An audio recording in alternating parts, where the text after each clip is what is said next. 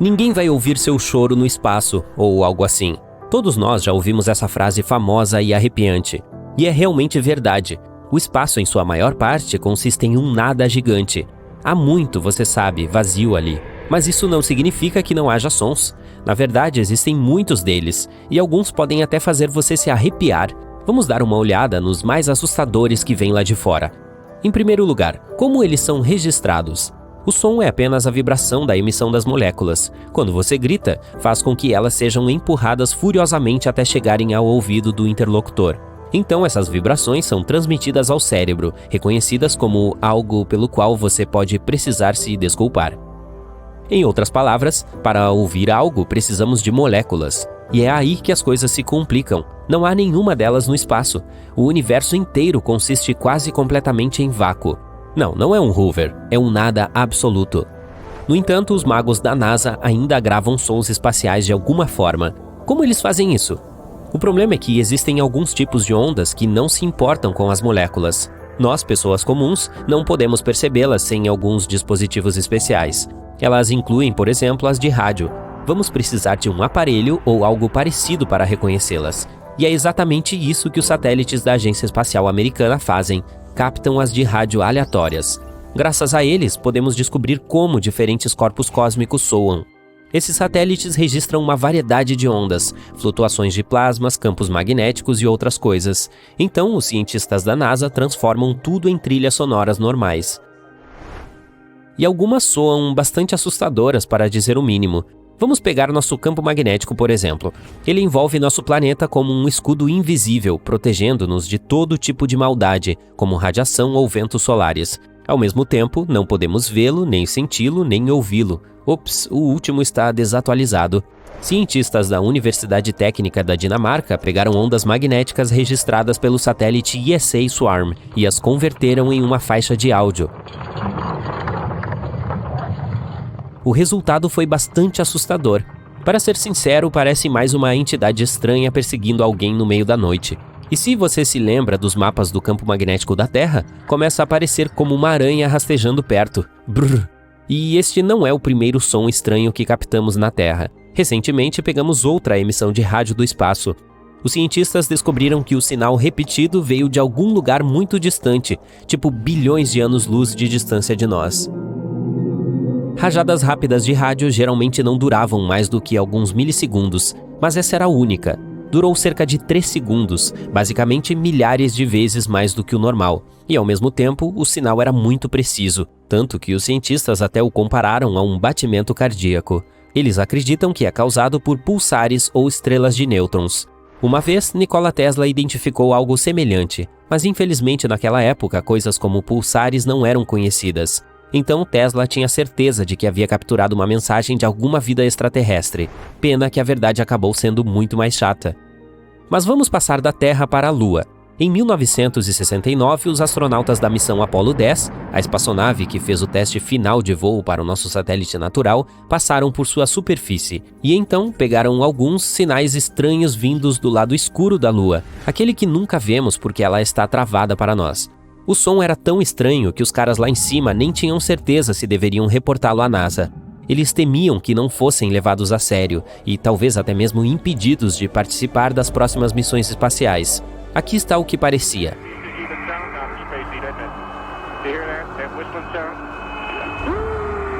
Mas, de acordo com a Agência Espacial Americana, não é uma música extraterrestre assustadora. Podem ser apenas algumas ondas de rádio que colidiram devido à sua proximidade.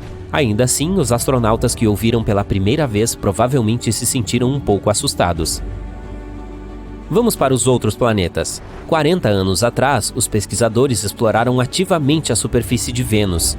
Eles enviaram até 10 sondas para lá, que deveriam capturar gravações de áudio e vídeo da superfície. Agora sabemos como soa o planeta que poderia facilmente nos destruir em qualquer tentativa de chegar perto dele. Horripilante. E você não esperaria mais nada daquele que é o mais perigoso do sistema solar. Infelizmente, Vênus é ainda mais tóxico do que o usuário médio do Twitter, então essas sondagens não duraram muito. Elas heroicamente chegaram ao planeta e logo enguiçaram. O próximo é Júpiter. Este gigante do espaço, 11 vezes maior que a Terra, nunca deixa de nos assustar. Uma das sondas da NASA, Juno, voa em torno dele a cada poucas semanas. Ela está se movendo a uma velocidade tremenda, 210 mil quilômetros por hora. Um dia, Juno captou um dos sinais invisíveis mais fortes que já havia encontrado. Esse foi o ponto em que o louco vento solar entrou em conflito com o campo magnético de Júpiter. Meio que pareceu como um boom cósmico. O som original durou 2 horas, mas foi compactado para alguns segundos. Na verdade, soa mais como uma colisão de uma onda do mar com uma rocha. Mas aqui, em termos de horror, Júpiter surpreendentemente perde para uma de suas pequenas luas, Ganímedes. Em 2021, a sonda espacial Galileu passou por lá, e durante o voo recebeu uma gravação bastante estranha, como radiação de satélite.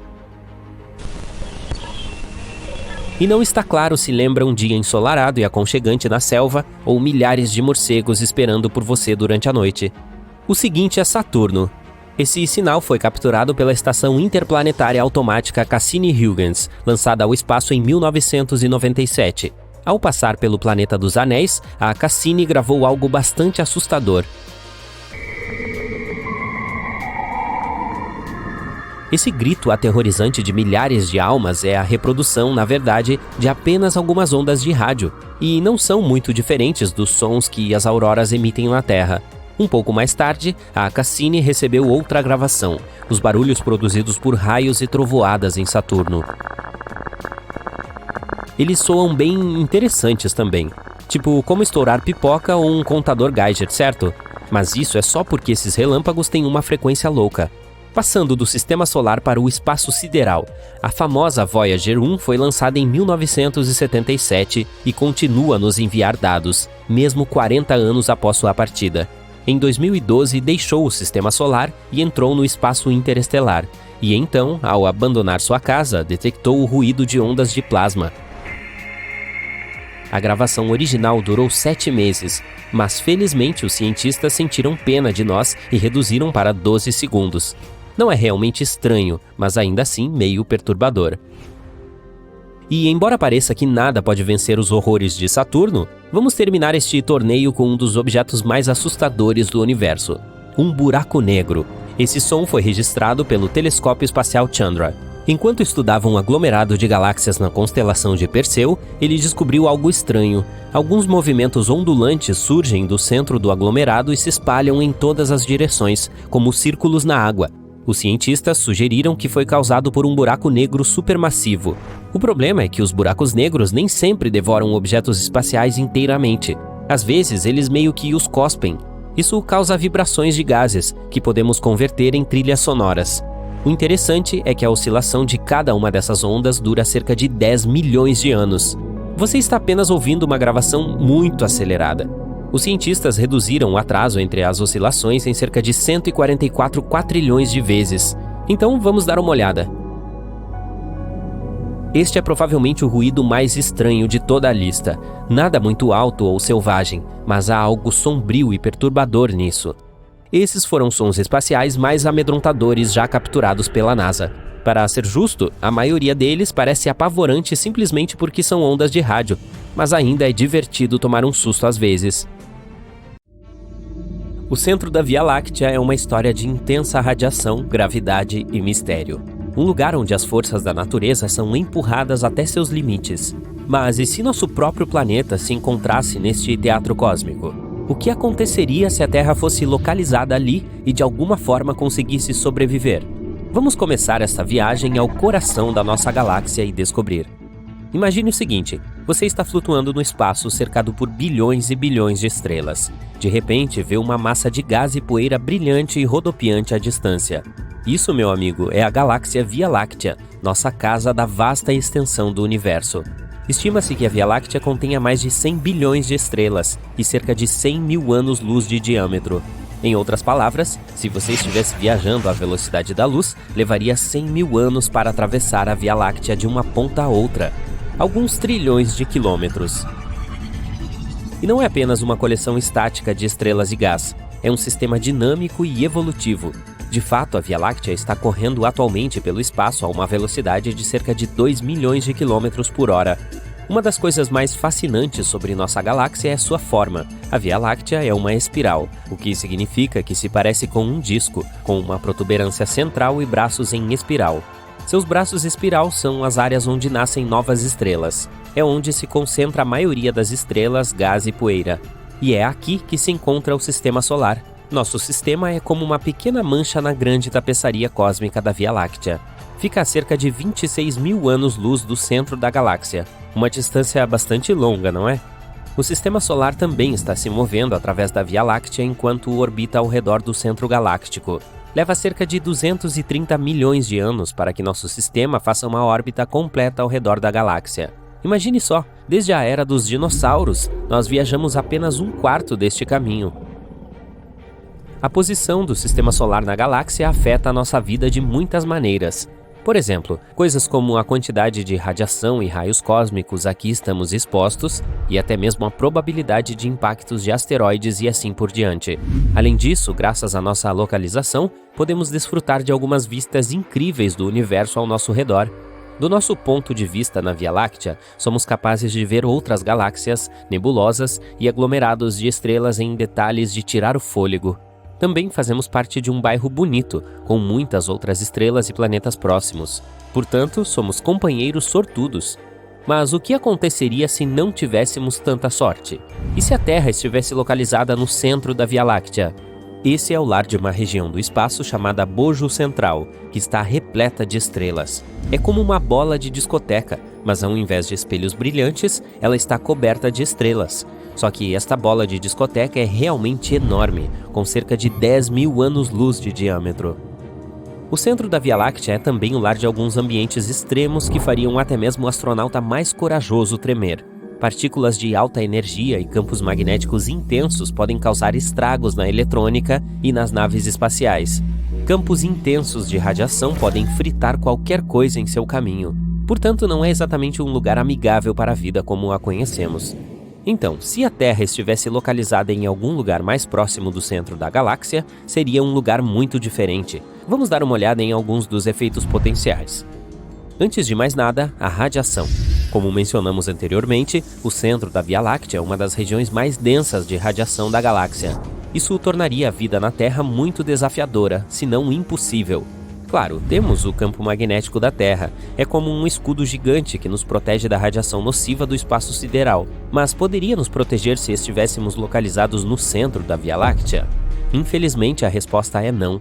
É como tentar usar um pequeno guarda-chuva para se proteger de uma grande tempestade. Então, seria uma vitória fácil para a galáxia. Mas nem tudo é tristeza e desgraça. Há alguns organismos corajosos que são capazes de se adaptar a altos níveis de radiação. Vimos que a vida na Terra evoluiu para sobreviver em qualquer lugar, desde as profundezas do oceano até os polos gelados do planeta. Portanto, imaginemos o que aconteceria se, de alguma forma, evoluíssemos para sobreviver nessas árduas condições. Como, por exemplo, imagine os humanos com pele dura e escamosa que os protege da radiação e plantas com estruturas únicas que lhes permitem prosperar neste ambiente brilhante. Nesse caso, a radiação ainda poderia ter alguns efeitos seriamente assustadores sobre nós. Por exemplo, poderia danificar as moléculas de DNA e causar mutações. Imagine um mundo onde as plantas crescem com 5 folhas em vez de 4, os animais têm pelos estranhamente coloridos ou as pessoas têm cores de olhos incomuns ou outras características únicas. E estes são apenas alguns dos melhores exemplos. Não vamos mergulhar nos mais esquisitos. Além disso, isso poderia nos causar mudanças metabólicas. Talvez nosso corpo pudesse processar os alimentos e outros recursos mais rapidamente, o que poderia levar a taxas de crescimento mais rápidas e tamanhos maiores. As plantas poderiam crescer altas e grossas, e os animais seriam muito maiores do que o normal. Há também alguns organismos na Terra que são capazes de bioluminescer. Graças aos altos níveis de radiação, esses organismos poderiam potencialmente brilhar ainda mais do que o normal. Imagine caminhar por uma floresta à noite e ver árvores, cogumelos e até insetos brilhando com uma espantosa luz azul ou verde. Assustador e surpreendente, não é? Mas vamos passar para a próxima grande mudança, a gravidade. A gravidade no centro da Via Láctea é incrivelmente forte. Tudo graças a um buraco negro supermassivo, que é cerca de 4 milhões de vezes a massa do Sol. Este buraco negro é chamado de Sagitário A. E sim, é nosso vizinho agora. Ótimo! E supondo que não sejamos engolidos por este buraco negro ou esmagados por esta gravidade incrivelmente forte, ela ainda poderia desencadear muitos terremotos e erupções vulcânicas. Este buraco negro seria como o bully gravitacional, puxando e arrastando tudo em seu caminho. Basicamente, se sobrevivêssemos a isto, teríamos uma competição épica de surf todos os dias. Basta acrescentar um pouco da emoção de arriscar a vida. E esqueça de fugir do planeta. Não há mais lançamentos fáceis de foguetes, e os objetos físicos não serão os únicos afetados pela gravidade. O tempo fluiria de forma muito diferente para nós. De acordo com a teoria da relatividade de Einstein, o tempo passa mais lentamente em áreas de alta gravidade. Em outras palavras, os terráqueos envelheceriam mais lentamente do que alguém distante do centro de nossa galáxia. Além disso, o centro da Via Láctea é um lugar muito movimentado. Estrelas, planetas e outros objetos celestiais se movimentam ali a velocidades incrivelmente altas todos os dias. As posições das estrelas e de outros objetos estariam em constante mudança, ou seja, diga adeus à navegação normal. Os sistemas GPS provavelmente não seriam confiáveis devido às fortes forças gravitacionais e à alta radiação. Portanto, se você se perdesse acidentalmente em uma floresta brilhante no escuro com alguns animais assustadores, boa sorte. Mas nem tudo é ruim. O centro galáctico também é o lar de nuvens moleculares. Estas são as regiões do espaço onde nascem novas estrelas. E a Via Láctea, em geral, tem algumas atrações surpreendentes a oferecer. Por exemplo, nebulosas impressionantes como a de Órion e a da Águia, que são visíveis com telescópios ou até mesmo apenas um bom par de binóculos. Assim, se a Terra estivesse localizada no centro da Via Láctea, teríamos um assento na primeira fila para alguns dos mais espetaculares eventos cósmicos. Isso não seria fantástico? Em geral, se a Terra estivesse localizada no centro da Via Láctea, seria um lugar muito diferente. É claro, todos nós entendemos que nosso planeta não sobreviveria a tal mudança, mas ainda é bastante interessante imaginar como nossa vida fluiria se estivéssemos lá. E a julgar pelo que acabamos de discutir, não seria bonita. Portanto, vamos valorizar e apreciar nosso pequeno e calmo sistema solar. Algo está se aproximando da superfície do planeta. Parece uma bola de fogo que se aproxima cada vez mais a uma velocidade realmente incrível. Logo, torna-se óbvio que a colisão é inevitável. Bum! O impacto deixa uma enorme cratera. Ela evapora milhares de quilômetros cúbicos de rocha sólida e também desencadeia uma série de desastres naturais terríveis. Sim, eu sei o que você está pensando. Você acha que estou falando da colisão catastrófica que ocorreu há cerca de 66 milhões de anos na Terra. Você sabe, a que foi responsável pela extinção dos dinossauros não avianos e de 3/4 de todas as outras formas de vida em nosso planeta. Mas não, o desastre de que estou falando aconteceu em um planeta diferente. Os cientistas pensam que nosso vizinho próximo, Marte, certa vez viveu a mesma catástrofe que atingiu a Terra. Aconteceu há cerca de 3,4 bilhões de anos. Uma colisão com um asteroide pode ter causado um mega tsunami no planeta vermelho, semelhante ao causado pelo impacto do Chicxulub na Terra. Os cientistas identificaram uma cratera de impacto em Marte que provavelmente foi deixada por uma colisão de asteroide ou cometa com a superfície do planeta. Muito provavelmente o corpo espacial pousou em um oceano nas terras baixas do norte marciano, e o impacto foi tão poderoso que causou um mega tsunami. Antes dos últimos estudos, a localização exata da cratera de impacto não havia sido verificada, era apenas uma teoria. Para confirmá-la, uma equipe de astrônomos simulou uma colisão com um cometa e com um asteroide na área onde supostamente estava a cratera de impacto. Eles até deram o nome de Paul a essa cratera. Paul tem 110 km de diâmetro e fica em uma região localizada a quase 120 metros abaixo do suposto nível do mar. De qualquer forma, as simulações formaram várias crateras do mesmo tamanho de Paul. Uma delas alegou que a cratera havia sido deixada por um asteroide de 8 km de largura que havia encontrado forte resistência no solo. Outra simulação mostrou que tinha sido causada por um asteroide um pouco menor, que encontrou uma resistência de solo mais fraca. Mas, de acordo com ambas as simulações, a cratera de impacto tinha quase 110 km de diâmetro, e a colisão produziu mega tsunamis a até 1,5 km de distância do centro do local do impacto. As simulações também ajudaram cientistas a estimar a altura do tsunami. Tinha cerca de 250 metros de altura, quase tão alto quanto a Torre Eiffel. Os autores do estudo também sugerem que a cratera Paul pode ser semelhante à cratera de impacto de Chicxulub em nosso planeta. Acredita-se que o asteroide Chicxulub, como o conhecemos agora, tenha vindo dos confins do Sistema Solar. Este corpo espacial tinha pelo menos 10 quilômetros de diâmetro. Ele caiu nas águas rasas do mar perto da península de Yucatán. O impacto foi tão poderoso que deixou sua assinatura em toda a face do planeta. Em 2021, pesquisadores descobriram que a colisão havia esculpido mega-ondas na crosta terrestre na região da moderna Louisiana Central. Um estudo ainda mais recente sugere que o asteroide também provocou um tsunami tão devastador que corroeu os sedimentos do fundo do mar a meio mundo de distância. A equipe de cientistas fez um modelo dos eventos dos primeiros 10 minutos após o impacto, que mostrou que o asteroide havia produzido ondas até 30 mil vezes maiores do que um dos maiores tsunamis já registrados, o do Oceano Índico, que atingiu a Indonésia em 2004. A colisão deslocou tanta água que criou uma onda de quase 1,5 km de altura. Isso é como 2 Burj Khalifas, que é a construção mais alta do mundo, empilhados um em cima do outro. E é claro, todo aquele lugar vazio não ficou vazio por muito tempo.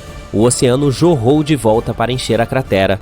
Mas no processo, apenas ricocheteou da borda da cratera, o que produziu ainda mais ondas. Depois disso, ondas de tsunami com mais de 10 metros de altura viajaram ao redor do mundo a uma velocidade de 1 metro por segundo, golpeando todas as linhas costeiras em seu caminho. Imagine um prédio de 3 andares correndo até você. Não é de se admirar que as ondas maiores e mais rápidas ocorreram perto da área de impacto nas águas abertas do Golfo do México. Essas subiram mais de 100 metros de altura, o que é mais alto do que a Estátua da Liberdade, e se moveram a uma velocidade 10 vezes maior do que as ondas mais distantes do tsunami. Mas de volta ao planeta vermelho, alguns especialistas pensam que não um, mas 2 megatsunamis podem ter acontecido. Eles podem ter sido desencadeados por um par de impactos de meteoros separados por vários milhões de anos. Entre estas 2 colisões, Marte passou por um período de mudanças climáticas. Como resultado, a água líquida em sua superfície se transformou em gelo. Em outras palavras, o primeiro impacto de asteroide muito provavelmente produziu ondas compostas de água líquida. E o segundo tsunami foi provavelmente formado por pedaços arredondados de água gelada. A propósito, o maior asteroide que já caiu na Terra pode não ter sido, na verdade, o que acabou com os dinossauros. Uma colisão muito mais catastrófica provavelmente aconteceu há cerca de 3,5 bilhões de anos. Novas evidências científicas encontradas no noroeste da Austrália sugerem que o asteroide de que estou falando tinha de 19 a 30 quilômetros de diâmetro. Ele atingiu a Terra a uma velocidade imensa, liberando uma quantidade de energia inimaginável. Isso me faz pensar, e se algo assim acontecesse hoje em dia? Mais de 30 mil objetos que estão circundando a Terra hoje em dia podem potencialmente se chocar com o nosso planeta. A NASA considera que cerca de 1.500 deles são potencialmente perigosos. Estas rochas espaciais são os restos deixados depois que o Sistema Solar foi formado há cerca de 4,6 bilhões de anos. Por exemplo, em 2004, astrônomos descobriram um enorme asteroide próximo à Terra. As primeiras observações mostraram que a chance de a rocha espacial atingir nosso planeta era inferior a 3%. O asteroide foi chamado de Apophis. Tem mais de 360 metros de diâmetro e pesa cerca de 20 milhões de toneladas. Ele deve atravessar o céu em 13 de abril de 2029. Apophis passará a uma distância de 30 mil quilômetros da superfície terrestre. Mas mesmo que esta rocha espacial possa não atingir nosso planeta em 2029, isso não significa que não retornará 15 anos mais tarde, em 2036. Se um objeto desse tipo atingir nosso planeta, as consequências serão imprevisíveis. Elas podem variar desde vidros estilhaçados e janelas quebradas, até a maioria das formas de vida sendo varridas da face da Terra. E isso provavelmente afetará a internet. Esse último pensamento é verdadeiramente assustador, mas felizmente as tecnologias modernas provavelmente nos ajudarão a evitar quaisquer consequências catastróficas. Especialistas desenvolveram várias maneiras de evitar que um filme de desastres na vida real aconteça. Por um lado, poderíamos usar uma nave espacial para tirar de seu curso este visitante do espaço sideral, ou poderíamos de alguma forma explodi-lo em pedaços. Os cientistas também poderiam retardar a rocha com a ajuda de luz solar concentrada, ou as pessoas provavelmente poderiam desviá-la com um trator gravitacional, que é uma nave espacial teórica capaz de influenciar objetos no espaço sem tocá-los. Nos filmes de ficção científica, um enorme asteroide muitas vezes se esgueira na Terra e acaba sendo uma surpresa desagradável para os astrônomos. Ele se choca com o nosso planeta a uma velocidade vertiginosa e é descoberto apenas semanas, ou até mesmo dias antes da colisão. Na realidade, os cientistas estão constantemente observando todos os grandes objetos na vizinhança terrestre. Isso significa que haveria muito tempo para fazer algo antes que o inevitável acontecesse. Há 3 tipos de missões que os cientistas podem preparar com pouca antecedência. Tipo 0, quando uma nave espacial pesada se precipita em direção ao intruso com um único objetivo: derrubá-lo de seu curso. Neste caso, os astrônomos teriam que contar com as informações já disponíveis. A missão tipo 1 envolveria um olheiro. Ele seria lançado primeiro para obter mais informações de perto sobre a rocha espacial. Somente depois disso, a nave espacial principal seria lançada. Com informações mais precisas, sua jornada seria muito mais produtiva. E se os cientistas escolhessem a missão tipo 2, enviariam um olheiro e uma pequena espaçonave ao mesmo tempo. A espaçonave desviaria o asteroide para fora do seu curso. Então, o olheiro reuniria todas as informações necessárias. Com base nestes dados, a espaçonave terminaria seu trabalho com um segundo round mais mirado. Se nenhum desses métodos funcionasse, poderíamos tentar ir fundo no subsolo ou mesmo construir um abrigo no fundo do oceano. Mas neste caso, precisaríamos encontrar fontes de energia que poderiam nos ajudar a sobreviver por pelo menos várias décadas. Além disso, teríamos que criar um sistema de suporte de vida que pudesse, de alguma forma, manter o ar e a água frescos. Este é Netuno. A próxima parada é em Plutão. Mantenha a distância das portas, por favor. Um dia, com as tecnologias de ponta do futuro, uma viagem de Netuno a Plutão não irá durar muito mais do que um passeio da Times Square até o Parque Bryant hoje. Há montanhas gigantes de gelo em Plutão, vales que se estendem para além do alcance dos nossos olhos, crateras de mais de 250 quilômetros que são quase do tamanho da maior cratera da Terra, mas nenhuma vida. Os motivos são óbvios. A enorme distância entre Plutão e o Sol garante temperaturas congelantes nesse planeta anão. Isso também gera uma viagem de alguns bilhões de quilômetros. Além disso, ele é menor do que a Lua, então ficaria cheio rapidinho se as pessoas se mudassem para lá. Mesmo assim, existe uma coisa que torna a vida ali não tão absurda. O Sol tem uma vida útil e esta tem ciclos. Nosso sistema solar não era nada além de uma nuvem de gás e poeira. Como resultado de um colapso gravitacional no centro dessa nuvem, o gás e a poeira começaram a se acumular em locais específicos e mais densos. Eles puxaram cada vez mais matéria com o passar do tempo, e uma coisa chamada de conservação de momento angular fez a massa começar a girar e se aquecer por causa da imensa pressão. Mais tarde, surgiu um disco parecido com os anéis de Saturno, mas feito de substâncias totalmente diferentes. E bem no centro apareceu uma bola, que pouco depois se tornou o Sol. Uma protoestrela é uma estrela jovem que ainda está juntando sua massa, e é exatamente isso que o Sol era antes das temperaturas e pressão dentro dele acenderem seu núcleo. Milhões de anos depois, ele se tornou o Sol que conhecemos hoje, mas não ficará assim por muito tempo. Ele se aquecerá ainda mais e em algum momento do futuro se tornará maior e mais denso, se transformando em uma gigante vermelha. Um dia, o Sol pode se tornar grande o suficiente para engolir Vênus e Mercúrio, e é bem provável que faça o mesmo com o nosso planeta. Mesmo que não devore a Terra, ele pode chegar perto o suficiente para encostar em nós. Se isso acontecesse, a vida por aqui seria extinta de vez. Mas aí, em poucos minutos, o Sol perderia cerca de 40% de sua massa e encolheria cerca de 10 vezes. Então, ele já não seria tão brilhante e nem tão quente quanto antes. A essa altura, a Terra já estaria deserta. As pessoas poderiam querer viajar pelo espaço ou se instalar em outro planeta onde a vida seja possível, como o exoplaneta Kepler-62f, que é ainda maior do que aqui. Enquanto tudo isso acontecesse, Plutão estaria mudando. Antes, todos os recursos estavam congelados dentro dele. Água, gases como metano, monóxido de carbono e muitos outros. Mas enquanto o Sol estivesse alcançando o pico de sua luminosidade, Plutão estaria se aquecendo aos poucos e perdendo muito do que tem para a vastidão do espaço. Ao mesmo tempo, uma atmosfera se formaria. Se ela ficasse espessa o suficiente, criaria condições favoráveis à vida. Aí, em vez de espaçonaves, uma minúscula porcentagem de nós conseguiria criar colônias no planeta anão. A temperatura seria confortável lá, com um clima onde daria para usar apenas uma camiseta. O local até se pareceria um pouco com a Terra.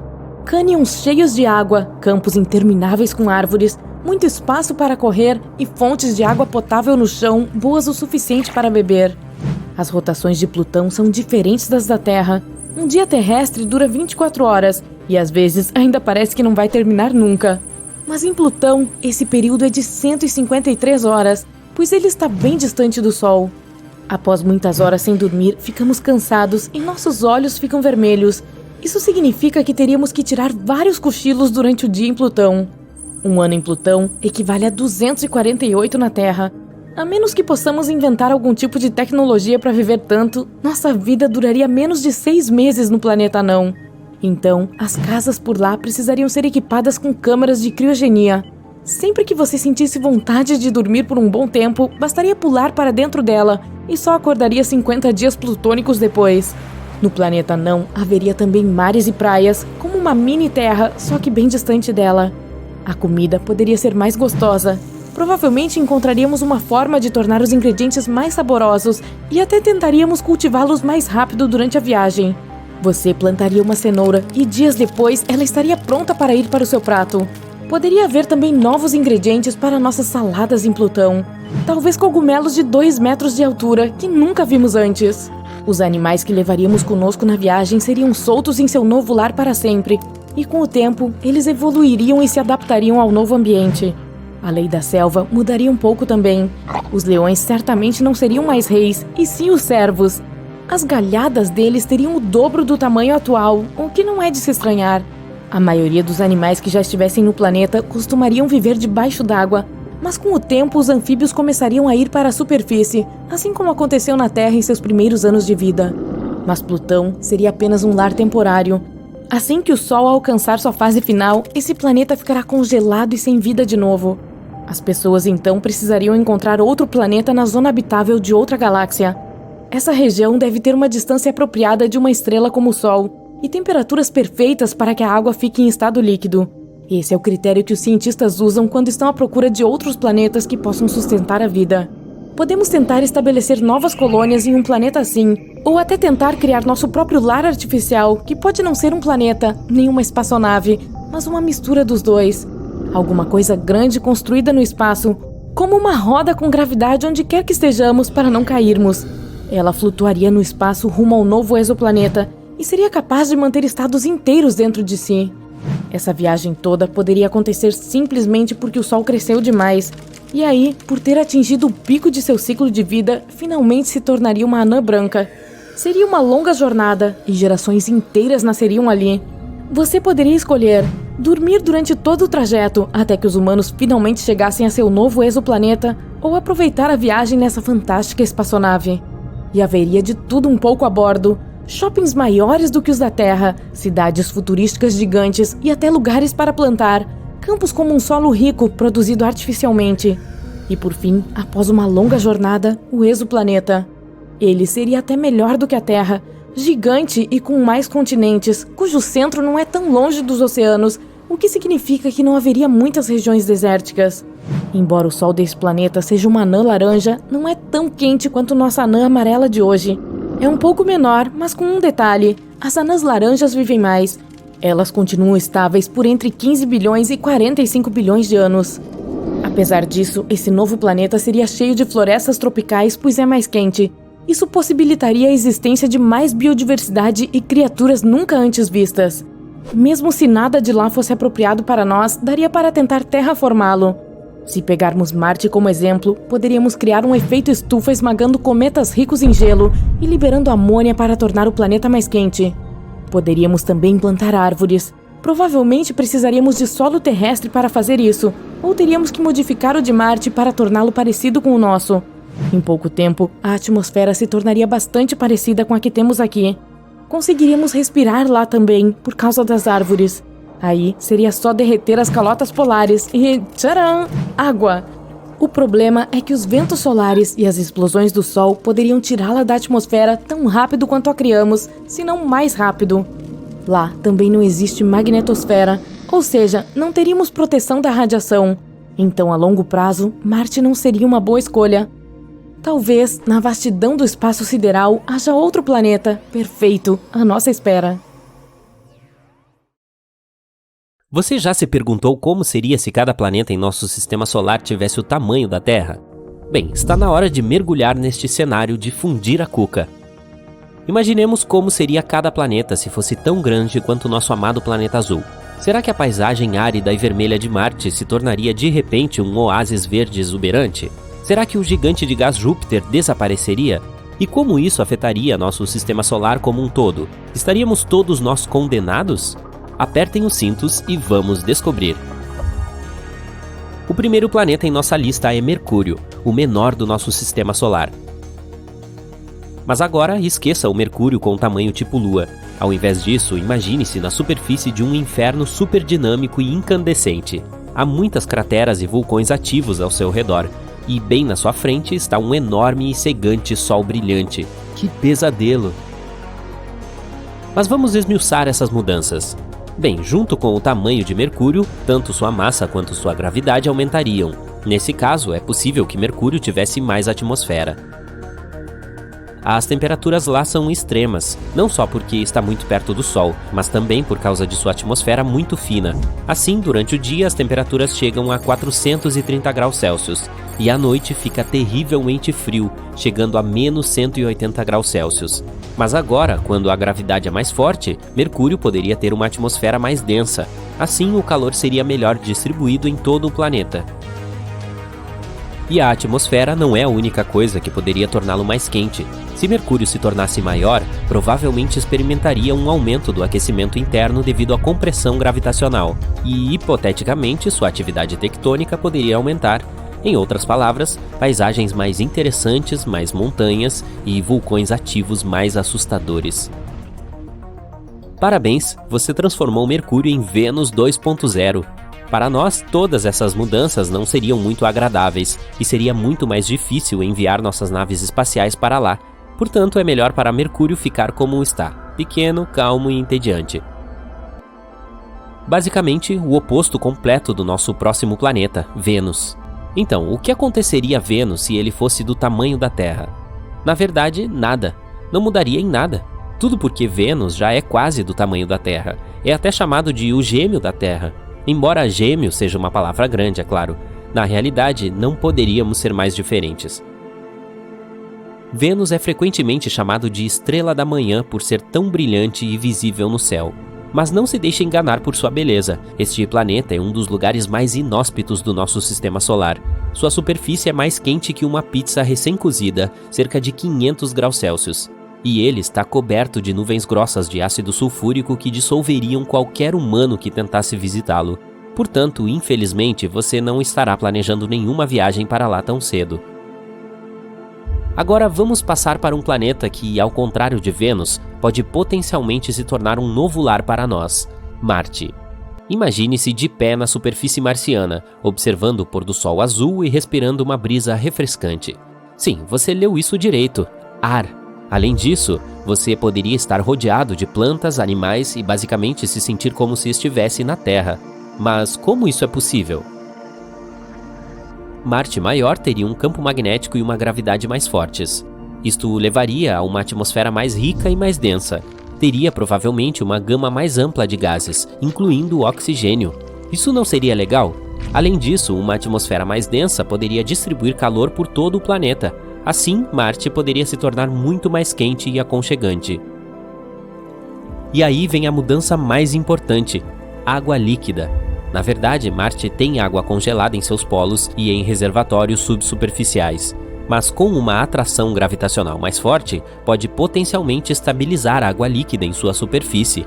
Viva! No entanto, nem tudo são flores. O novo Marte também teria uma personalidade vulcânica. Já está geologicamente ativo, mas agora seu calor e pressão internos disparariam.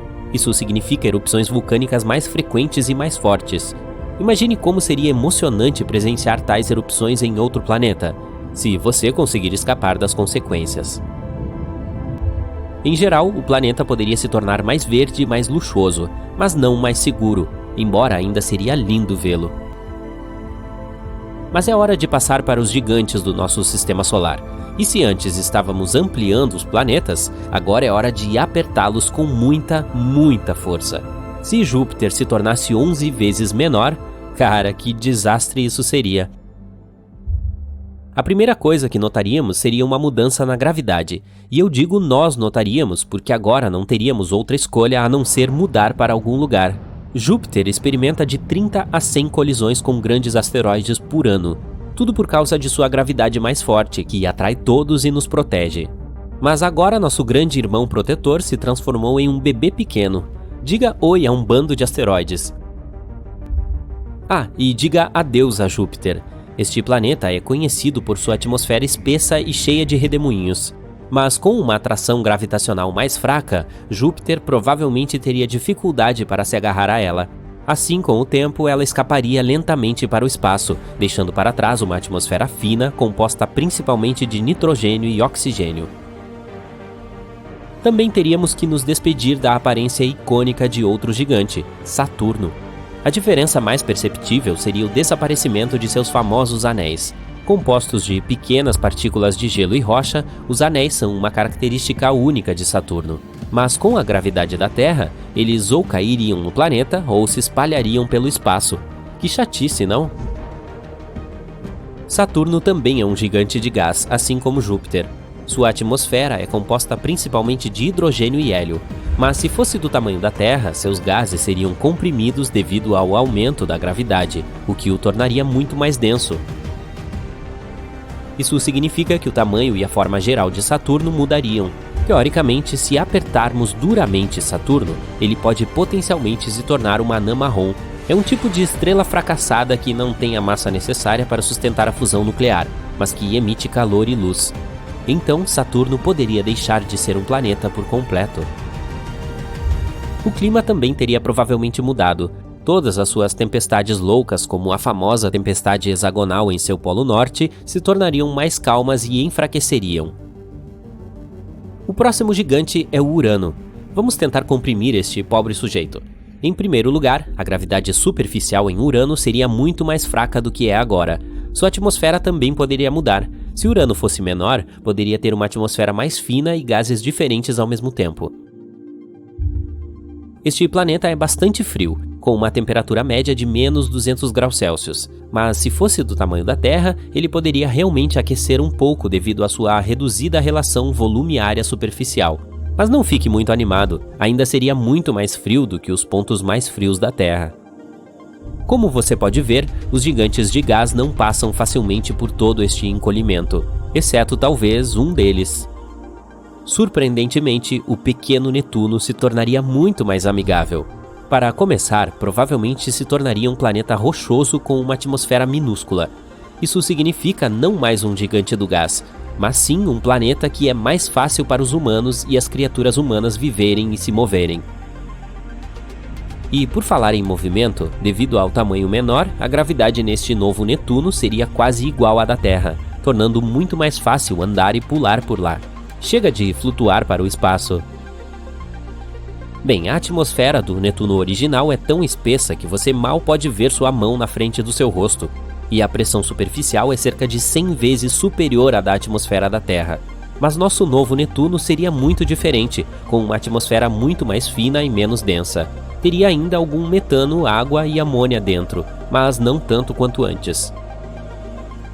Finalmente, a temperatura. O atual Netuno está congelando com uma temperatura média de cerca de menos 220 graus Celsius. Mas se fosse do mesmo tamanho da Terra, provavelmente seria muito mais quente, assim como o Urano. Ah, assim é melhor. E é isso que temos por hoje para mudanças nos planetas. Mas o que aconteceria com todo o Sistema Solar se tornássemos todos os planetas tão pequenos? É difícil prever, mas é claro que sua gravidade e órbitas poderiam mudar muito. É improvável que algum deles saísse voando pelo espaço ou que se chocassem uns com os outros ou algo parecido.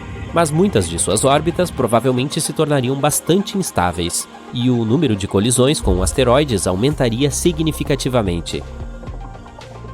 Naturalmente, tudo isso é pura especulação. Não é como se pudéssemos realmente testar tudo isso, mas ainda é uma experiência de pensamento bastante interessante, e faz com que apreciemos como nosso sistema solar é realmente único e especial do jeitinho que é. 2022 e 2023 têm sido anos marcantes para descobrir mundos novos e fascinantes. No ano passado, a NASA ultrapassou 5.000 exoplanetas confirmados. A lista é incrivelmente diversificada. Ela inclui superterras rochosas, gigantes de gás como Júpiter, gigantes de gelo como Netuno e assim por diante. E isto é apenas o começo. Pode haver mais de 1 trilhão de exoplanetas somente na nossa galáxia. Mas a pergunta mais importante é: quantos deles são habitáveis? Para nós, há planetas nesta lista que possam ter vida neles? Ou que poderiam se tornar um lar do futuro para nós? É claro que há, e em 2022 e 2023 nós encontramos até 5 deles. Portanto, apertem o cinto de segurança e aguentem um passeio selvagem além do nosso sistema solar. O primeiro planeta em nossa lista é o Wolf 1069b, uma designação enfadonha e sem graça. Portanto, vou simplesmente apelidá-lo de Wolfie, porque, ei, quem vai me impedir? A NASA? Um novo estudo conduzido por 50 astrônomos de olho nas estrelas confirmou algo incrível. Este exoplaneta, o Wolf, que está localizado a apenas 31 anos-luz de nós, poderia ser potencialmente um mundo rochoso. Em outras palavras, teoricamente, é um planeta habitável. A equipe por trás da descoberta utilizou uma técnica chamada velocidade radial para detectar o exoplaneta. Esta é uma forma de os cientistas estudarem os movimentos das estrelas e planetas. É como se, ao jogar bola com um amigo, quando ele joga a bola para você, você pudesse vê-la chegando cada vez mais perto. Velocidade radial é tipo isso. Quando um planeta se move em nossa direção, faz com que a estrela que orbita pareça estar chegando mais perto de nós. Quando o planeta está se afastando de nós, também faz com que a estrela pareça mais distante. Os cientistas podem usar estas informações para descobrir o que o planeta está fazendo e qual é o seu tamanho. E foi assim que eles encontraram o Wolf. Estima-se que este exoplaneta seja do tamanho da Terra e cerca de 1 a 3 vezes a massa do nosso planeta. Está orbitando uma estrela anã vermelha que chamarei de Mamãe do Wolf, a Wolf 1069. Mas aqui está a verdadeira reviravolta. Wolf orbita dentro da zona habitável de sua estrela, o que significa que é um candidato primordial para que exista água líquida em sua superfície. Isso é como acertar a loteria exoplanetária. Quem me dera ter um bilhete. O estudo estima que se o Wolf tiver uma atmosfera semelhante à da Terra, as temperaturas poderiam subir até 12 graus Celsius, o que significaria que a água líquida poderia se acumular no lado diurno do planeta. Mas aqui está o senão. O exoplaneta está acoplado por maré com sua estrela, o que significa que o mesmo lado está sempre de frente para a estrela. Imagine só, um lado do planeta está sempre aconchegado no calor de sua estrela, enquanto o outro está na escuridão eterna. Tipo como no ensino médio. Brincadeirinha. A equipe por trás da descoberta acredita que esta é uma ótima candidata para estudos futuros. Mas provavelmente teremos que esperar mais 10 anos por respostas. Até lá, só teremos que continuar a procurar nos céus com nossos telescópios e mantendo os dedos cruzados. O próximo planeta é TOI 700 e, qual seria um bom apelido?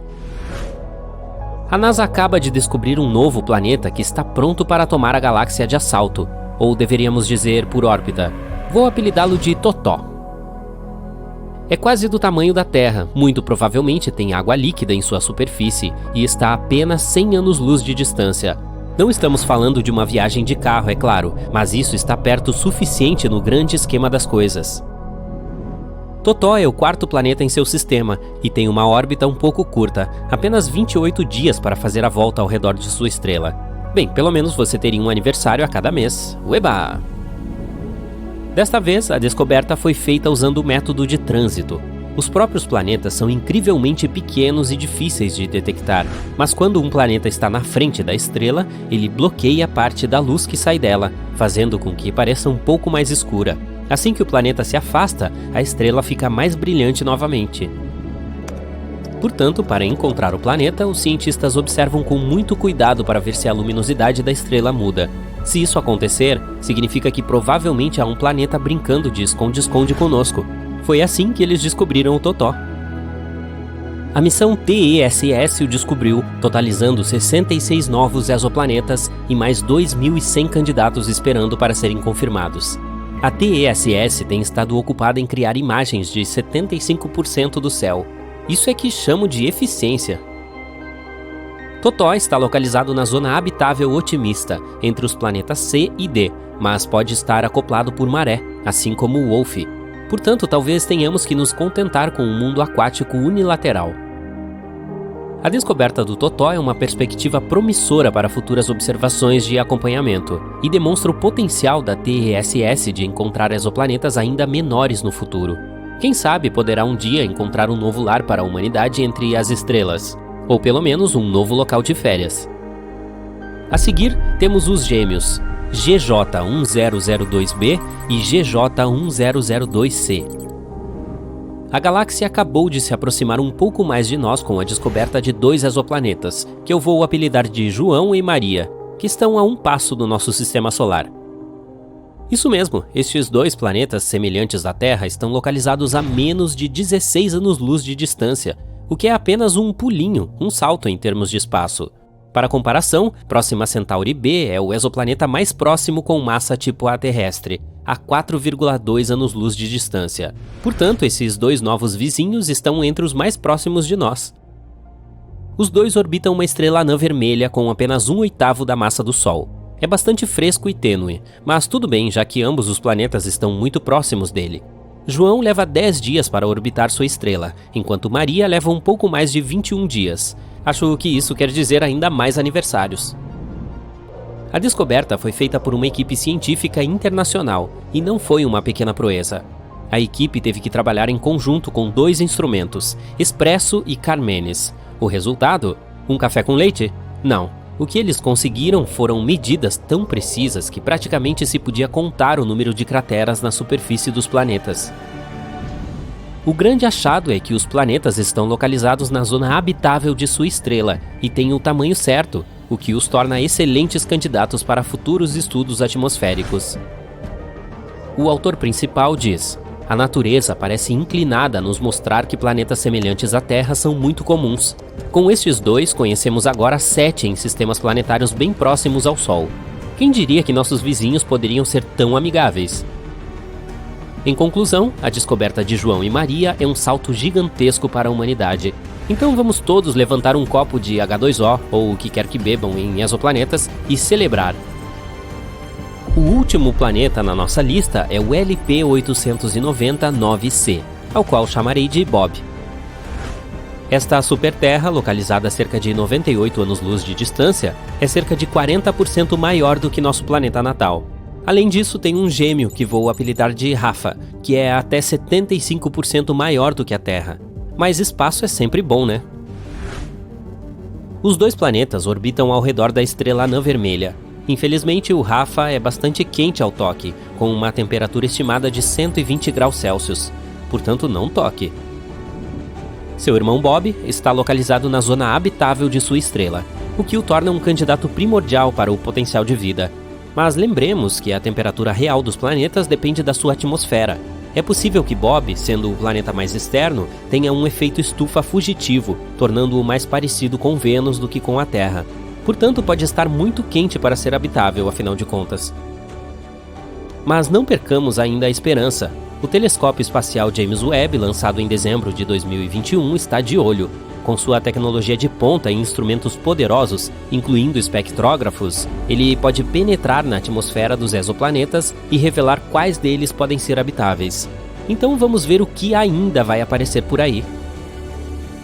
Este planeta tem sido listado como o 2º planeta terrestre de zona habitável mais favorável. Agora está na lista com outros 7 planetas semelhantes à Terra, todos a cerca de 40 anos-luz de distância de nós. Talvez eles se tornem nossas novas casas no futuro. Talvez devêssemos consertar o lar que temos. Mas até lá, aproveite este momento e celebre todas essas novas descobertas. Quem sabe quantos mais planetas encontraremos no futuro, considerando a quantidade de tecnologia que se desenvolve a cada ano? Milhares? Milhões? Enquanto isso, Bob e Rafa, João e Maria, Totó, Wolf e sua mãe, todos estarão lá fora, esperando por nós. É uma noite clara e você está ao ar livre, admirando as estrelas. Somente a Via Láctea parece ser esmagadoramente enorme. Você verifica em seu telefone e descobre que a galáxia na qual você está neste exato momento tem 100 mil anos-luz de largura. Para se ter uma ideia, um ano-luz já é uma distância muito longa. Por exemplo, leva 4,2 anos-luz para se ir da Terra até Próxima Centauri, que é a estrela mais próxima do nosso planeta, além do Sol. Portanto, 100 mil anos-luz é muito mais do que nós, humanos normais, podemos imaginar. E isso é apenas uma galáxia. Há muito mais lá fora. Agora, olhando para estes dados, parece bastante improvável que sejamos a única forma de vida por aí, não é mesmo? Mas por que nunca encontramos mais nada até agora?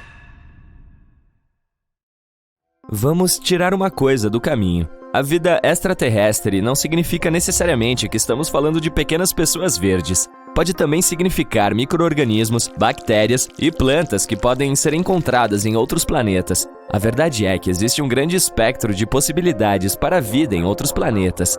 E levando em consideração que existem até 50 bilhões de planetas na Via Láctea, é muito improvável que estejamos sozinhos neste grande universo. E como é a vida em outros planetas? Isto é o que passamos anos tentando descobrir. Vá em frente, pense comigo. Um planeta pode estar sem vida hoje, mas pode ter traços de matéria orgânica ou fósseis, o que significa que alguma forma de vida foi capaz de prosperar lá uma vez. E também pode ser que existam planetas lá fora contendo vida com bioquímica complexa, o que significa que eles poderiam ter fauna exatamente como nós temos na Terra, embora provavelmente não seja a mesma. A NASA criou uma ciência especial que se dedica ao estudo de formas de vida fora da Terra. É chamada de astrobiologia. Desde que a Agência Espacial foi criada em 1958, não demorou muito para que ela começasse a procurar por vida extraterrestre. Eles rapidamente construíram um plano de ação. Primeiro, era preciso entender como a vida na Terra foi formada e, segundo, como ela poderia ter se formado em outros planetas. A primeira vez que a NASA tentou procurar por vida no espaço sideral foi em 1976. O módulo de aterrissagem Viking explodiu no espaço, em direção a Marte. Havia grandes expectativas de que a humanidade encontraria a primeira prova de vida extraterrestre. Infelizmente, o módulo de aterrissagem voltou com imagens de um planeta que parecia estéril e sombrio, e os cientistas ficaram extremamente desapontados. As conclusões científicas sobre se a vida poderia ser detectada ali eram confusas. Mas ei, você precisa saber o que está procurando para encontrá-lo, certo? O fracasso da missão Viking serviu para aquecer os debates entre os cientistas da NASA, para definir o que realmente significava a vida, e também serviu para chamar sua atenção para um pequeno, mas muito importante detalhe. As naves espaciais que partem da Terra geralmente transportam micro-organismos terrestres e bactérias involuntariamente, uma vez que elas permanecem presas ao veículo. Descobriu-se que estas bactérias poderiam contaminar as amostras dos cientistas, então isso precisava ser considerado. Tudo isso fez com que as expedições a Marte tomassem um rumo inverso nos planos de curto prazo da NASA. Surgiu uma nova questão prioritária. Primeira pergunta: quais são os tipos e estágios de vida que os programas espaciais podem esperar identificar? Os cientistas podem ter encontrado vida em outros planetas, mas não terem sido capazes de identificá-la como vida. É por isso que a NASA começou a estudar melhor nosso próprio planeta. Eles estudaram tudo, desde formas de vida antigas que viveram bilhões de anos atrás, até criaturas vivas que perambulam pelo planeta hoje. Eles entenderam que a busca precisava acontecer tanto interna quanto externamente. Vamos dar uma olhada no desenvolvimento da vida da Terra desde o seu princípio.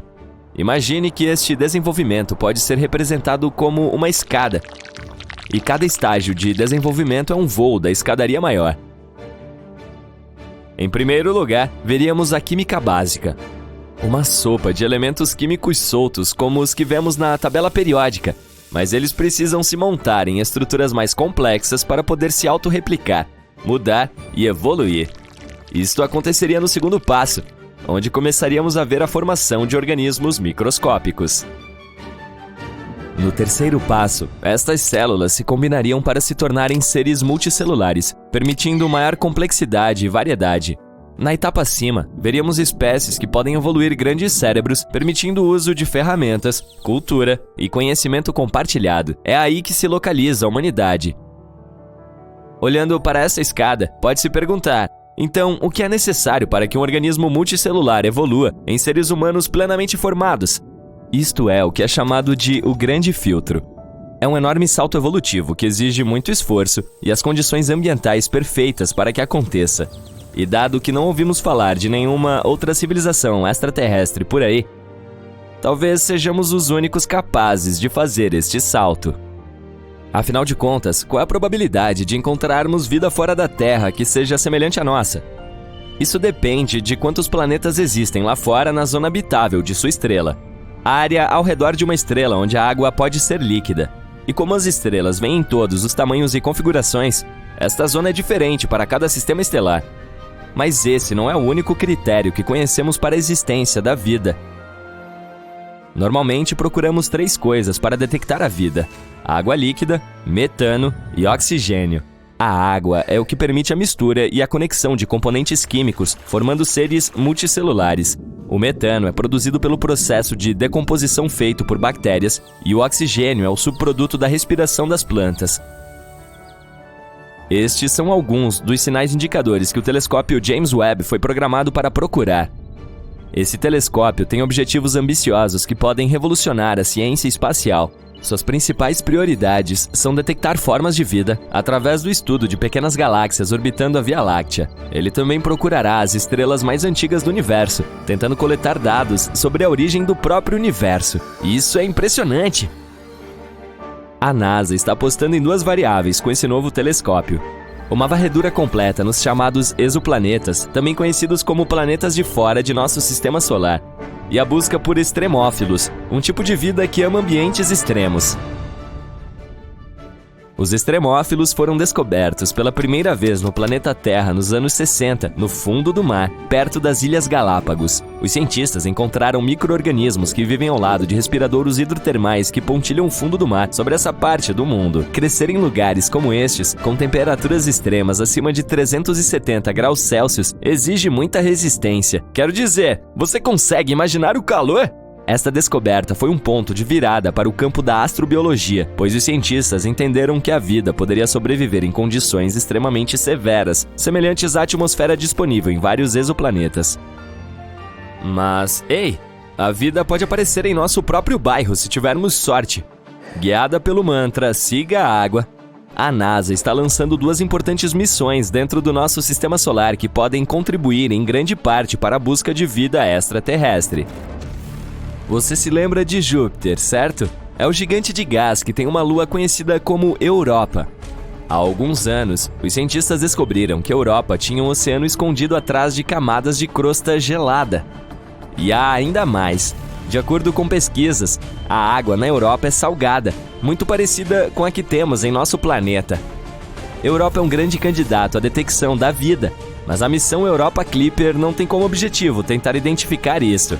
Ao contrário, ela orbitará a Lua e reunirá o máximo de informações sobre suas condições atmosféricas. A outra missão ligada à Lua é a Dragonfly, um quadricóptero que explorará a Lua de Saturno, Titã. O lançamento está programado para 2027 e só chegará à órbita de Titã por volta de 2034. Ela irá amostrar e examinar uma série de locais promissores ao redor da Lua gelada de Saturno e, quem sabe, encontrar algumas novas informações sobre a vida extraterrestre. Vamos ver o que acontece, mas eu diria que nunca estivemos mais perto de uma grande descoberta do que estamos agora. A vastidão infinita do universo contém infinitas possibilidades e segredos. E eis uma das perguntas intrigantes: como seria a vida e nós como humanos em outros planetas? Imagine um mundo onde as leis da física, o meio ambiente e as condições são amplamente diferentes daquilo a que estamos acostumados. Como nos adaptaríamos e evoluiríamos para sobreviver nestas novas e estranhas terras? Vamos ver. Mercúrio é o planeta mais próximo do Sol e tem uma atmosfera fina. As temperaturas lá são extremas, com o lado diurno alcançando mais de 420 graus Celsius e o lado noturno caindo para menos 180 graus. Então, o que podemos fazer para sobreviver a estas temperaturas malucas e a radiação solar constante? Talvez possamos nos transformar magicamente em metal. Por exemplo, o titânio e a platina podem tolerar perfeitamente altas temperaturas. Mas falando sério, existe uma opção.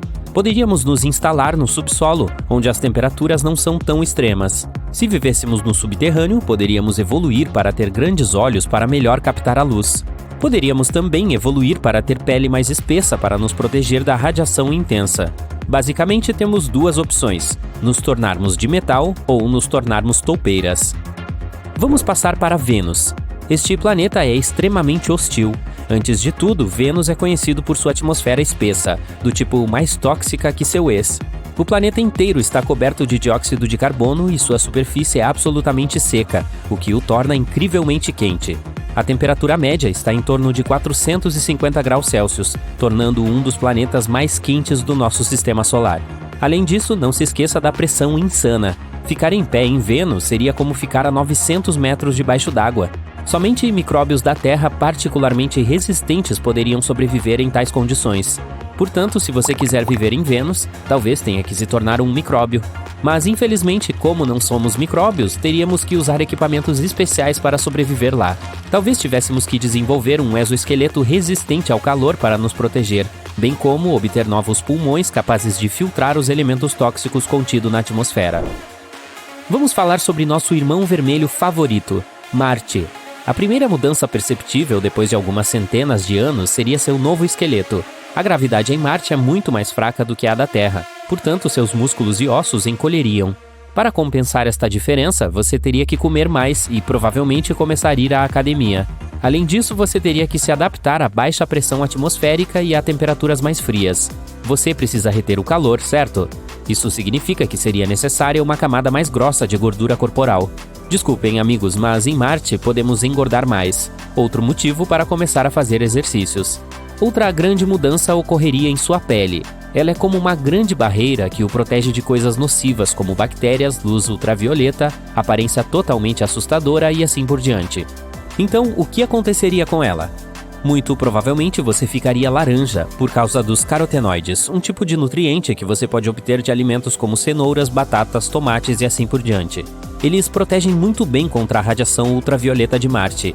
Eles têm apenas um lado negativo. Ao comer muitas abóboras do mercado de agricultores marcianos, você vai gradualmente começar a ficar laranja.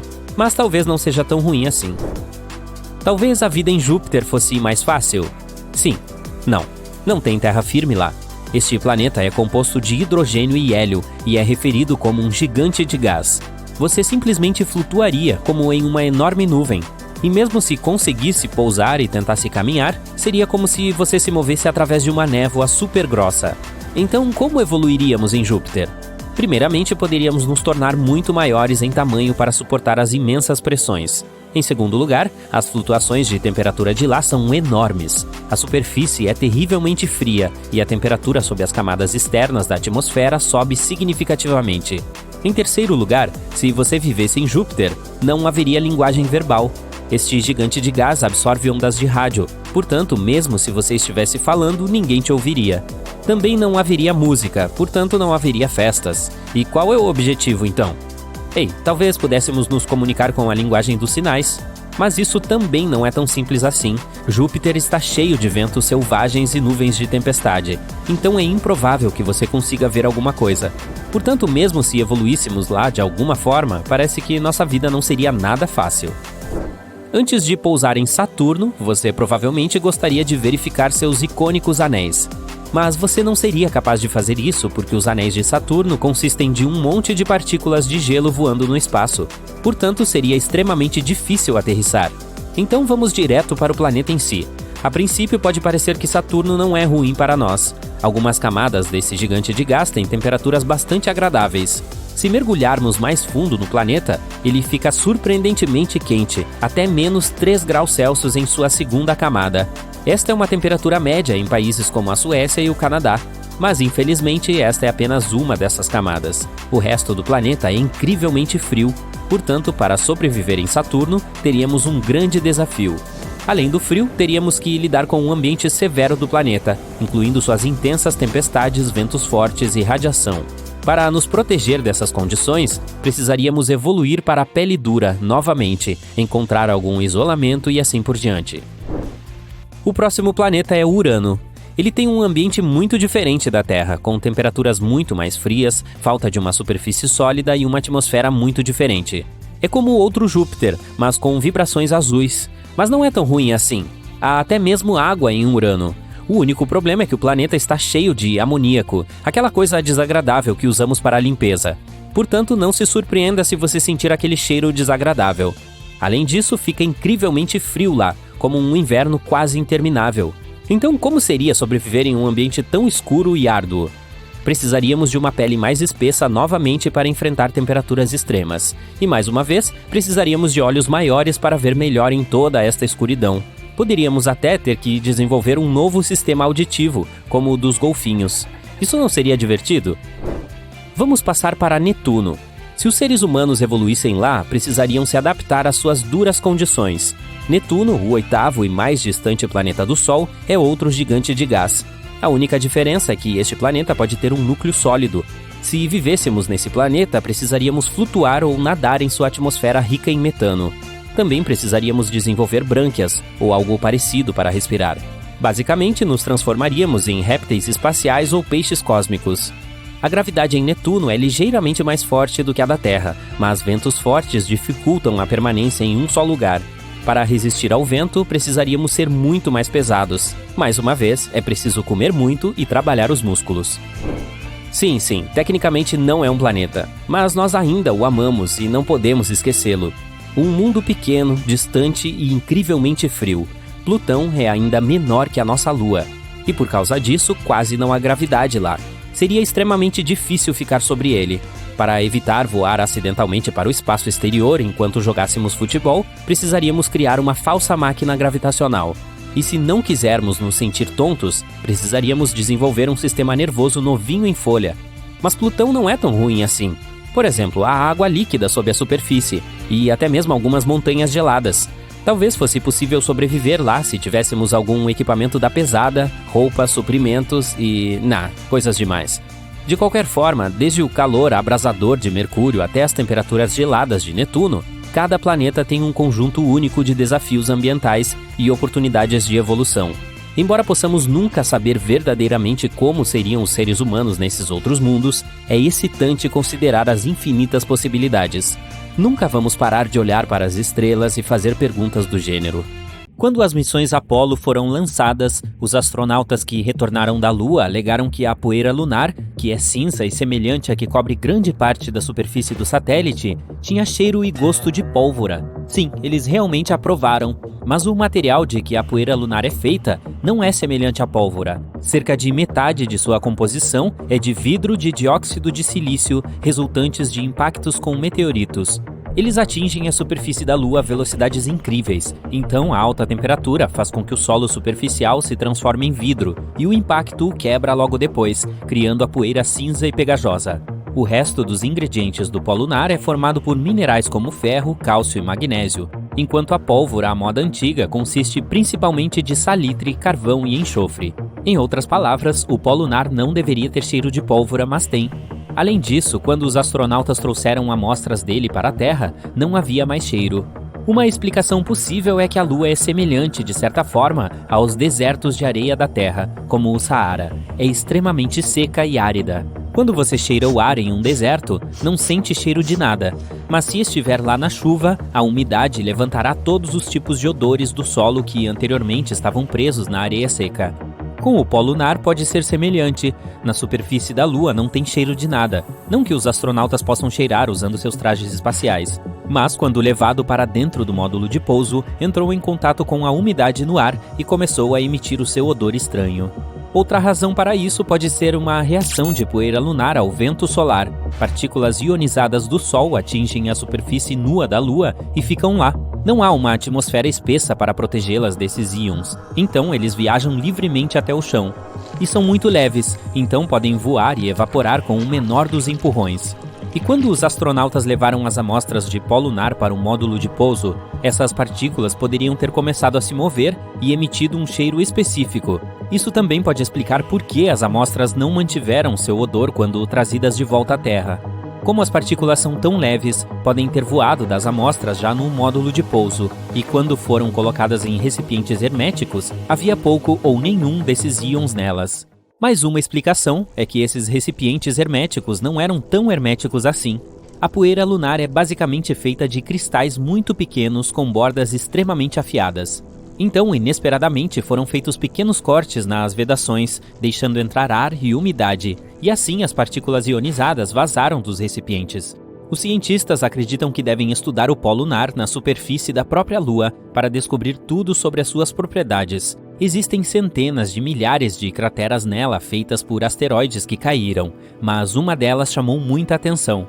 Acabou sendo não apenas uma cratera de impacto, mas um tubo que parecia uma entrada para um sistema de cavernas. Os cientistas encontraram um padrão de eco específico que sugeria que havia uma área oca abaixo. Eles descobriram mais padrões de eco em alguns lugares perto do buraco, então poderia haver mais tubos lunares lá. Mas neste grande tubo seria possível colocar um campo inteiro de futebol. Os pesquisadores acreditam que pode haver todo um país das maravilhas geológicas sob a superfície. Poderia ser um bom abrigo para astronautas que pousam na Lua, ou até mesmo um porto para uma colônia lunar. Ninguém jamais conseguiu ficar na Lua por mais de 3 dias devido às condições no satélite. Alta amplitude de temperaturas, atmosfera quase inexistente, sem campo magnético que proteja a vida na superfície de coisas como radiação ou vento solar. Os astronautas usam trajes espaciais que não podem protegê-los por longos períodos de tempo, mas um tubo de lava poderia. Quando um fluxo de lava esfria, gera uma crosta dura que depois engrossa e cria um telhado sobre a própria lava.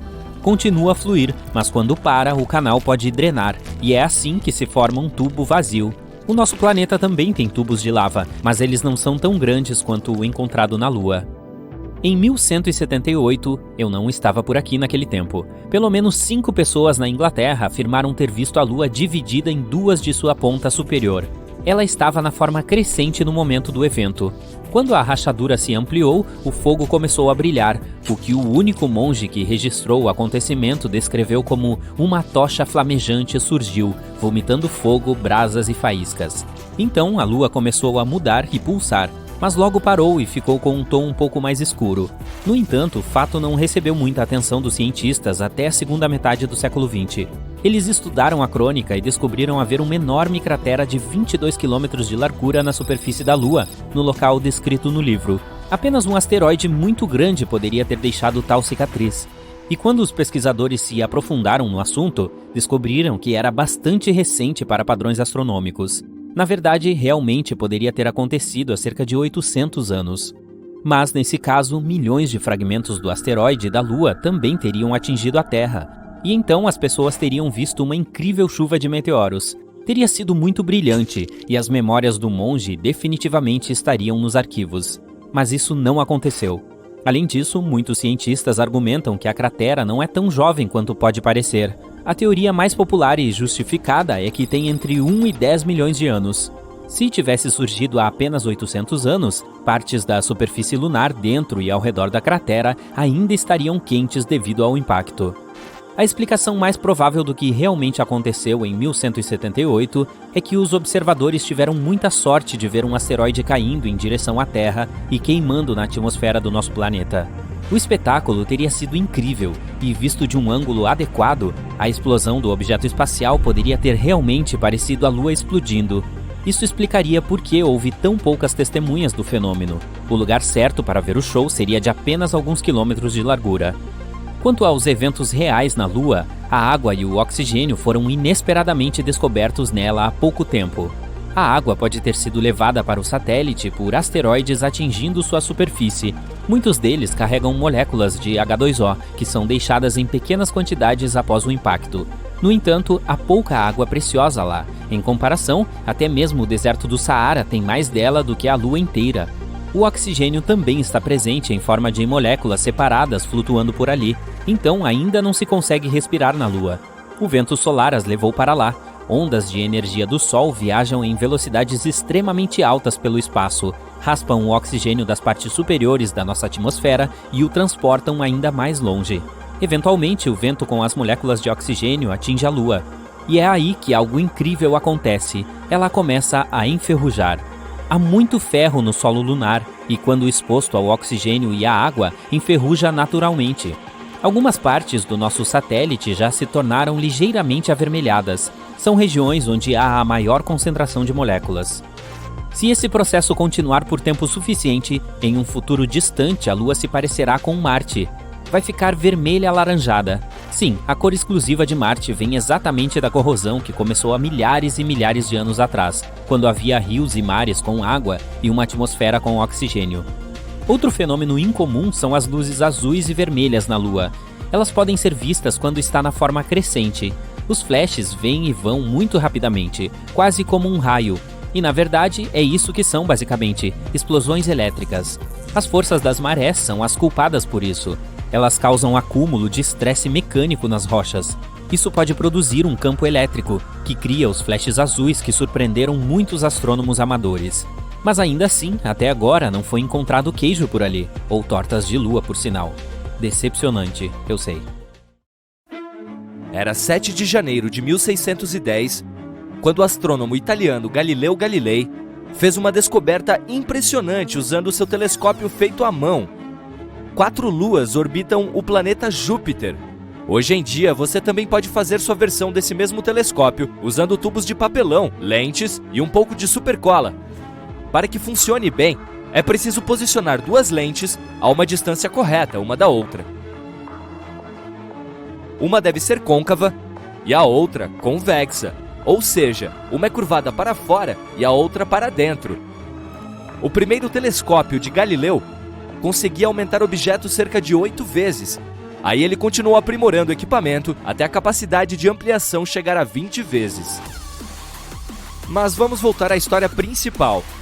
Quando Galileu olhou pela primeira vez para essas 4 luas de Júpiter, pensou que estava vendo apenas um monte de estrelas. Mas pouco depois, notou que esses objetos espaciais pareciam estar se movimentando de forma padronizada e levou algumas semanas para entender que não eram estrelas, e sim luas orbitando ao redor de Júpiter. Inicialmente, o astrônomo as chamou de 1, 2, 3 e 4, mas verdade seja dita, esses não eram nomes muito criativos. Como mais luas foram descobertas mais tarde, o sistema numérico usado para nomeá-las foi se tornando confuso e nada prático, então durou apenas alguns séculos. Hoje, esses 4 satélites, os maiores de Júpiter, se chamam Io, Europa, Ganímedes e Calisto. São conhecidos como luas de Galileu, em homenagem ao homem que as descobriu. A descoberta foi crucial para nosso entendimento posterior da astronomia. Antes, acreditava-se que outros objetos espaciais orbitavam ao redor da Terra, já que ela era vista como o centro do universo. Agora sabemos que há centenas de luas em nosso sistema solar. Porém, as maiores, como as descobertas por Galileu Galilei, não são muito comuns. Uma lua é considerada grande quando é do tamanho do nosso planeta ou maior. Ganímedes, por exemplo, é maior que Mercúrio e é chamada de lua só porque orbita Júpiter. Se não, seria outro planeta, já que possui todas as características de um. Não é à toa que Júpiter possui os maiores satélites naturais do pedaço. Ele ganha de todos os planetas do nosso sistema solar, tanto em tamanho quanto em massa. Então é compreensível que puxe muitos outros objetos para perto de si. Estima-se que ele tenha quase 80 luas, sendo que apenas 53 foram oficialmente nomeadas até hoje. A primeira a ser descoberta por Galileu foi Io. O que a difere das outras é o fato de ter muitos vulcões. Trata-se do único objeto espacial que possui vulcões ativos em nosso sistema solar, além da Terra. E ganhou até o apelido de Lua de Fogo e Gelo, por causa de seus campos de neve de dióxido de enxofre. A superfície externa de Io é manchada com várias cores como laranja, preto, amarelo, branco e vermelho. Deve ser por isso que a NASA a descreveu como uma pizza gigante coberta com queijo derretido e pedaços de tomate e azeitonas maduras. Mas por causa do enxofre, essa lua não tem um cheirinho tão bom quanto de pizza, está mais para ovo podre mesmo. Há mais de 100 montanhas na superfície dela. Elas são muito maiores que as que vemos na Terra, algumas até maiores que o Monte Everest. Em média, essas montanhas têm 6 km e 155 km de extensão. Por causa desses vulcões ativos e da intensa radiação em Io, é pouco provável que haja vida por lá. Mas ei, pode haver outras formas de vida que ainda não conhecemos, né? A próxima da lista das luas de Galileu é Europa, a menor das 4. Ela tem o tamanho da nossa. A superfície é coberta por gelo, com um monte de crateras espalhadas aqui e ali. Por causa dessa camada externa, Europa é muito reflexiva, então é uma das luas mais brilhantes do espaço. Quanto à idade, cientistas acreditam que sua superfície tenha entre 20 e 180 milhões de anos. Já a Lua em si tem cerca de 1,5 bilhão de anos. O que fica debaixo dessa superfície de gelo é impressionante e pode até conter o segredo da vida fora da Terra. O gelo se forma ali de duas formas. A primeira é por meio de congelamento, um processo que já é autoexplicativo. O gelo aumenta à medida que o ambiente fica mais frio.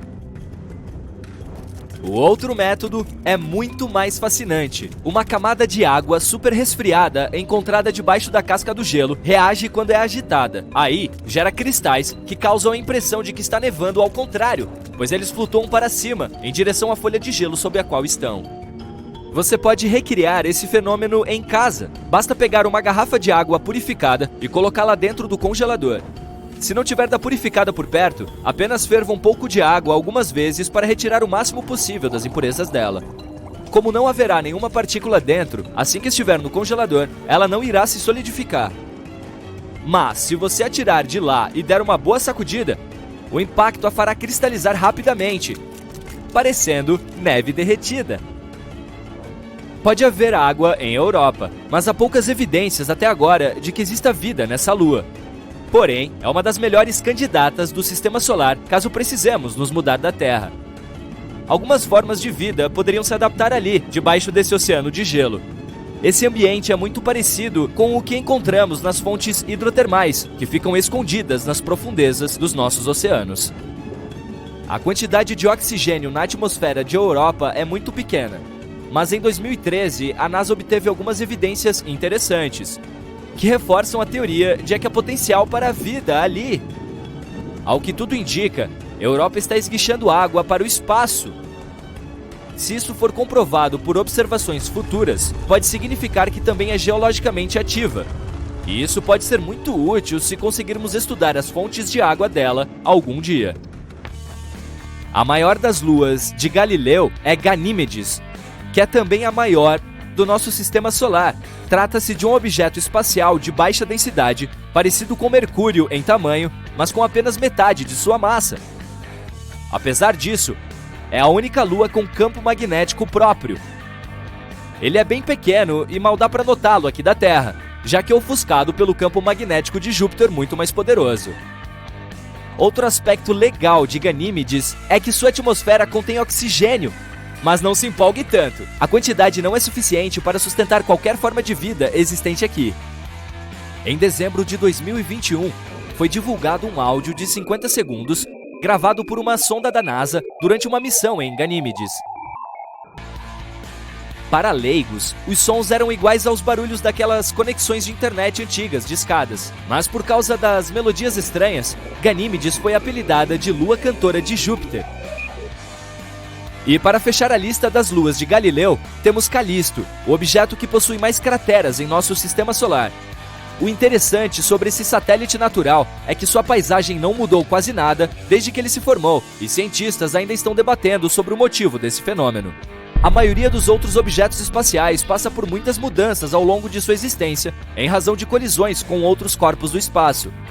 Mudanças de orientação ou velocidade, ou ainda reações químicas que acontecem em sua própria superfície. Calisto também é do mesmo tamanho de Mercúrio, mas tem densidade mais baixa. O campo magnético de Júpiter tem menos impacto aqui, já que Calisto fica mais distante do planeta gigante. Estima-se que sua superfície tenha 4 bilhões de anos. Ao contrário de Io, Calisto não é geologicamente ativa, mas cientistas acreditam que pode existir um oceano escondido debaixo de sua superfície capaz de abrigar vida. O fato de essa lua ser menos impactada pelo campo magnético de Júpiter quer dizer que ela tem níveis mais baixos de radiação. Considerando esse ambiente favorável, podemos acabar montando uma base humana lá algum dia para fazer explorações.